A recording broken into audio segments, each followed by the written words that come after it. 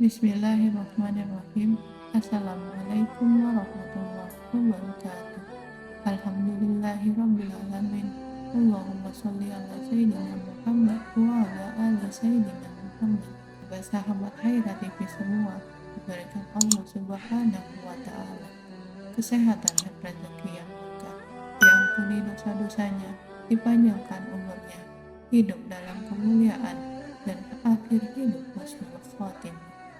Amin. Ya Rabbal Alamin. Sahabat Haira yang beriman dan dirahmati Allah, mengambil hak orang lain merupakan perbuatan yang merugikan bagi seseorang yang diambil haknya. Perbuatan ini sama halnya dengan mencuri barang milik orang lain. Seseorang yang mengambil hak orang lain sama saja telah berbuat zalim. Larangan tersebut bahkan tercantum dalam ayat-ayat Al-Quran dan hadis Rasulullah. Larangan mengambil hak orang lain dalam ayat Al-Quran. Ada beberapa ayat Al-Quran yang menegaskan larangan untuk mengambil hak orang lain.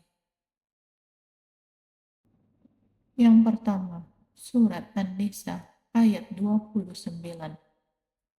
Allah Subhanahu wa Ta'ala berfirman dalam surat An-Nisa ayat 29. Hai orang-orang yang beriman, janganlah kamu saling memakan harta sesamamu dengan jalan yang batil, kecuali dengan jalan perniagaan yang berlaku dengan suka sama suka di antara kamu.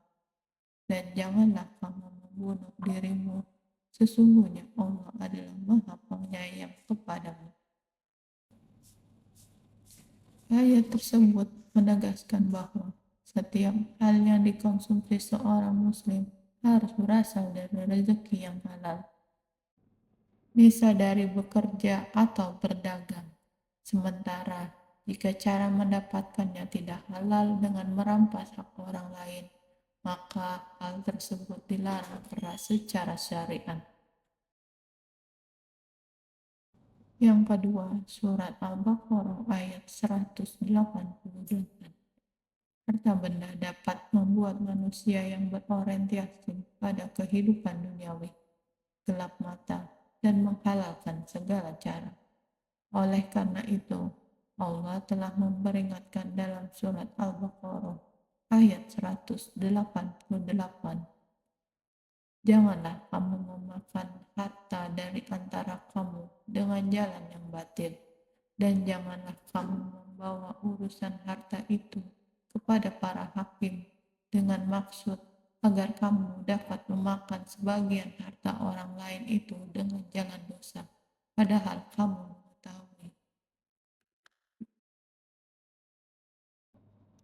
Mengenai ayat tersebut dikutip dari buku tafsir Fi Zilalil Quran edisi istimewa jilid 1 karya Sayyid Qutb.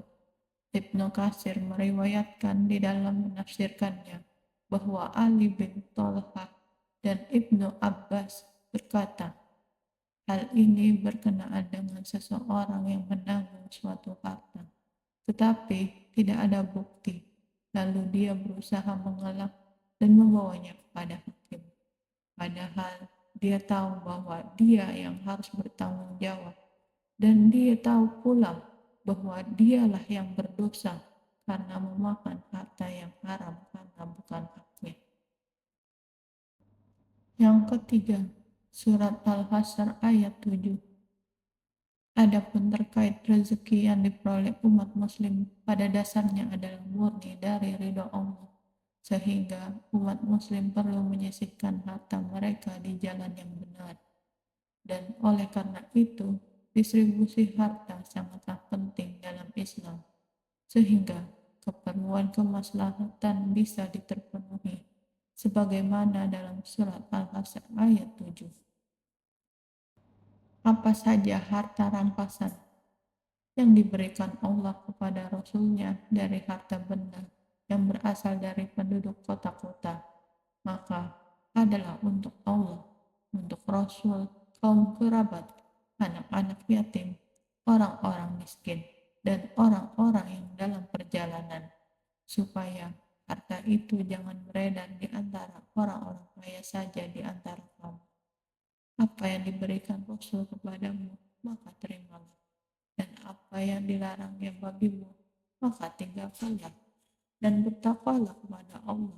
Sesungguhnya Allah amat keras hukumannya.